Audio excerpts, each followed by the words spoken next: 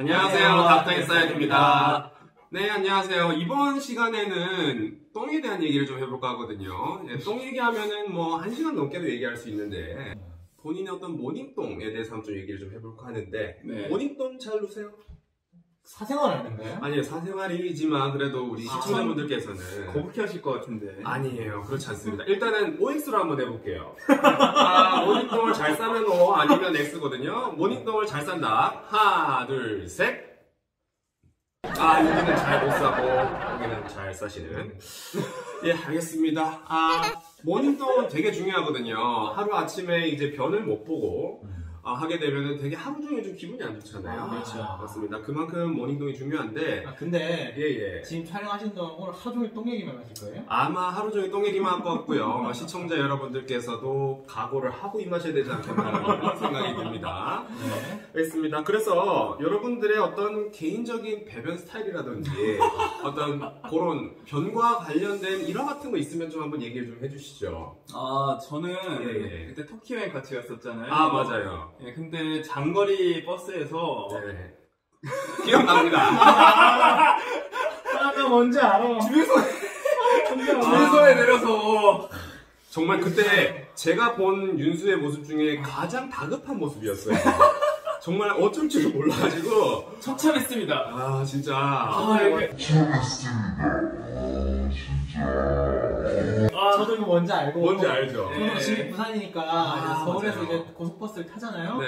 꼭 타면 배가 아파요. 아이고, 정말. 넌 모르죠? 저는 사실은 정말 정확한 시간에 변을 두기 때문에 가장 좋은 친구. 정말 좋습니다. 너무 튼튼하고요. 저도 그래서 엄청 고생을 했는데 저는 최근에 유산균을 좀 자주 먹고 있어요. 그래요? 한 꾸준히 먹은 지는 서너 달 정도 됐는데 확실히 먹고 나니까 그런 급동이라고 하죠. 급동. 급동의 횟수도 확실히 줄고 약간 나의 배변 활동이 예측이 가능하다. 참고하시면 좋겠는데요. 약간 효과를 받아가시니까. 요즘 똥부심이 좀 있어요. 효과를 보셨네. 똥부심, 변부심이라고 하죠? 네, 알겠습니다. 좋습니다. 그래서 오늘 주제는 프로바이오틱스에 대해서 얘기를 좀 해볼까 합니다. 사람들이 점점 배변 활동의 중요성을 인식해 가면서 프로바이오틱스를 복용하시는 분들이 점점 늘어나고 있고요. 최근의 데이터에 따르면 건강기능식품 판매량에서 홍삼에 이어서 2위를 차지했습니다. 그만큼 중요합니다.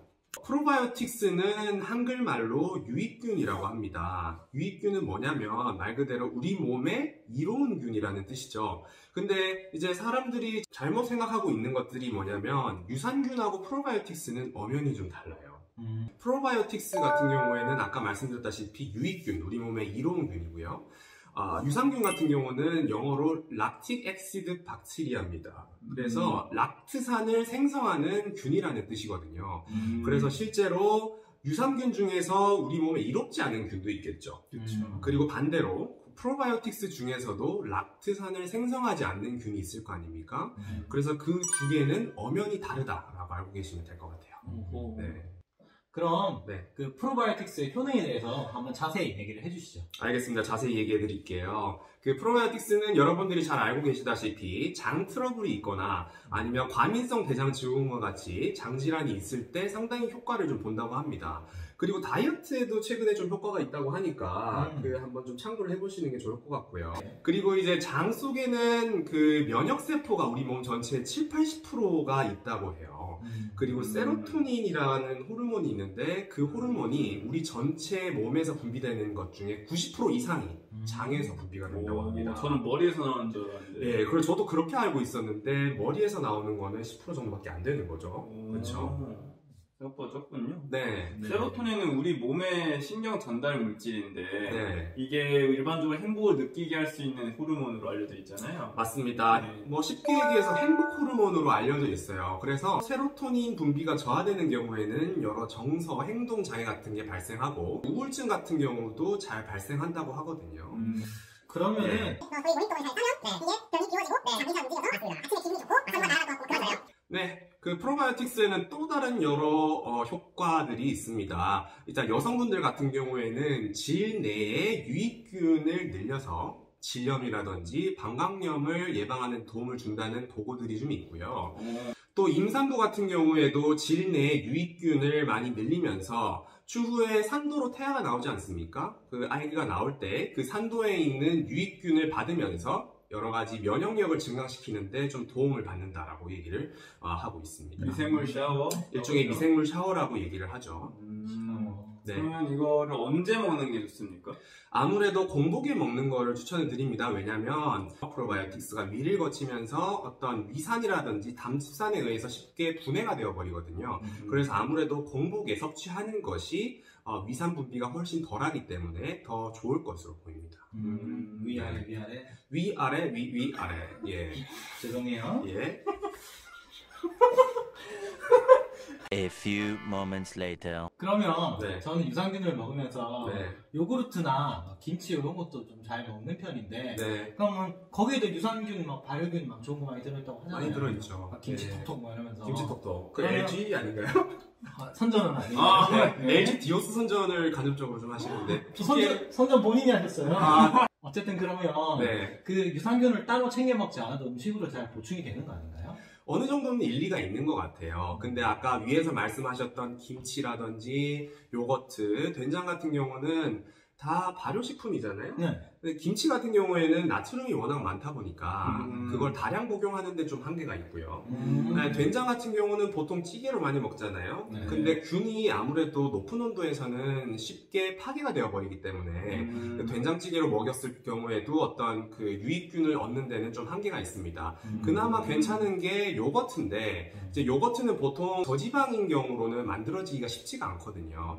그래서 아무래도 장년층 같은 경우에는 지방 섭취에 대한 좀 약간 부담감 같은 것들이 있을 수 있을 것 같아요. 예. 그러면 예. 김치 씻어 먹으면 괜찮아요? 어느 정도 좀 일리는 있겠지만 제가 보기에는 유산균도 좀 같이 씻겨나가지 않을까요? 예. 저지방 요거트는? 저지방 요거트는 괜찮죠. 네, 그거는 제가 좀 추천을 드리는데 보통 저지방 요거트에는 설탕 같은 것들도 좀 같이 함유가 돼 있잖아요. 그러면 된장찌개 하는 그럼 유산균을 선택할 때 네. 고려사항 같은 게 있나요? 네, 고려사항이 되게 여러 가지가 있습니다. 일단 첫 번째로는 균의 종류를 선택하는 게 중요하겠죠. WHO에서는 여러 가지 우리 몸에 좋은 유익균을 나열을 하고 있는데 그 중에서도 가장 메인 균주로 얘기를 하고 있는 게 크게 두 개입니다. 락토바실러스하고 비피도박테리움 이 두 가지거든요. 근데 최근에 나온 여러 가지 프로바이오틱스에서는 기본적으로 이 두 가지를 함유를 많이 하고 있기 때문에 대다수의 제품에서는 포함하고 있다고 생각하시면 되지만 그래도 한번 보실 때 얼마나 들어있는지 참고를 해보시면 좀 도움이 되지 않을까 싶습니다. 네, 실제로 제가 먹는 프로바이오틱스입니다. 저는 PPL인가요? 아닙니다. 사실은 이게 성분이 엄청 좋다라고 말씀드리기는 힘든 게요. 가성비를 다 따져보고 선택한 거거든요. 근데 여기 성분을 보시면 락토바실러스 비피도박테리움이 거의 대다수를 차지하고 있습니다. 그래서 종류 면에서는 괜찮다라고 할 수 있겠네요. PPL 진짜 아니죠? 진짜 아닙니다. 아니 저한테 누가 PPL을 주겠어요? 저희 같이 시작했거든요. 언제든지 연락 주십시오. 네, 잘 먹고 있습니다. 네. 네. 우리 가족 락토핏. 네, 두 번째로는 균의 숫자입니다. 아무래도 균의 숫자가 많을수록 장에 정착하는 프로바이오틱스가 많아지겠죠. 실제로 전문가들은 100억 마리 이상의 프로바이오틱스가 들어있는 것을 추천을 합니다. 세 번째로는 프리바이오틱스입니다. 프리바이오틱스는 프로바이오틱스의 먹이에 해당하거든요. 실제로 이제 식이섬유라든지 올리고당 같은 성분을 얘기를 합니다. 아무래도 프로바이오틱스의 먹이가 있으면 그 프로바이오틱스가 장내에서 더 오래 이제 정착을 하고 살 수가 있겠죠. 그렇기 때문에 이 프리바이오틱스가 같이 함유되어 있는 제품을 고르시는 게 좋을 것 같고요. 제가 먹는 이 유산균에는 선전을 자주 하시네요. 네, 빨갛게 써져 있어요. 유산균의 성장을 돕는 프리바이오틱스를 함유하였다고 되어 있네요. 올리고당 요리할 때 올리고당 있잖아요. 네네. 그거 한 스푼 먹으면 더 좋나요? 이 뭔 개소리야! 마지막으로는 장용 코팅이 되어 있는지입니다. 아까도 말씀드렸다시피 프로바이오틱스는 위산이나 담즙산에 의해서 쉽게 분해가 되어 버리잖아요. 근데 이런 장용 코팅이 되어 있으면 위산 담즙산에 녹지 않고 그 장까지 한 큐에 내려가서 거기서 분해가 되어 버립니다. 보통 이제 pH 6.8에서 분해가 된다고 하거든요. 배하? 네, 그래서 이 장용 코팅이 된 프로바이오틱스를 복용하게 되시면 아무래도 장 내에 세균이 정착하는 데 더 큰 도움이 될 것으로 보입니다. 그러면 마지막으로 이제 유산균을 먹을 때 부작용 네. 같은 게 있을까요? 부작용으로 심각한 부작용은 없다고 되어 있어요. 이제 근데 아무래도 균이다 보니까 의약품과 마찬가지로 어떤 알러지 반응 같은 것들은 있을 수 있고요. 보통 흔하게는 경미한 어떤 복부 통증이라든지 복부 팽만, 설사, 변비와 같은 장 트러블 같은 거는 생길 수가 있어요. 근데 보통 경미하게 끝나는 경우가 대다수고요. 근데 다만 조심해야 될 경우는 이제 면역력이 많이 떨어져 있는 환자들, 예를 들어서 암 환자라든지 큰 수술을 끝낸 환자들, 혹은 그 자가 면역 질환 환자들, 그리고 급성 감염이 된 환자분들 같은 경우에는 균이 아무래도 어떤 항원, 그러니까 공격체로 작용을 하면서 조금 더 증상을 악화시킬 수 있으니까 조심을 하셔야 될 것 같고요. 무엇보다도 본인이 복용을 하고 나서 뭔가 트러블이 생겼는데 이게 뭔가 좀 미심쩍다 싶으시면 꼭 의사의 상담을 받아보시고 복용하시는 것을 추천해 드리겠습니다. 네, 기승전통이라서 조금 약간 불편하셨을 수도 있을 것 같아요. 그래도 여러분의 몸은 소중하고요. 우리의 똥은 소중하기 때문에 아무래도 챙겨 드실 수 있으면 꼭 챙겨 드시기를 바라겠습니다. 생각보다 똥 얘기가 많이 더럽게 안 나와서 괜찮을 것 같아요. 되게 깔끔하지 않았나요? 네, 균 얘기였어요. 네, 균 얘기였습니다. 네, 냄새도 안 나고 좋네요. 네, 그래서 오늘 마치겠습니다. 안녕. 끝. 네, 수고했어. 수고했다. 너도 쌀 수 있어. 나도 쌌어. 저희 영상이 재밌고 유익하셨다면 구독과 좋아요. 알람 설정까지 부탁해요. 안녕.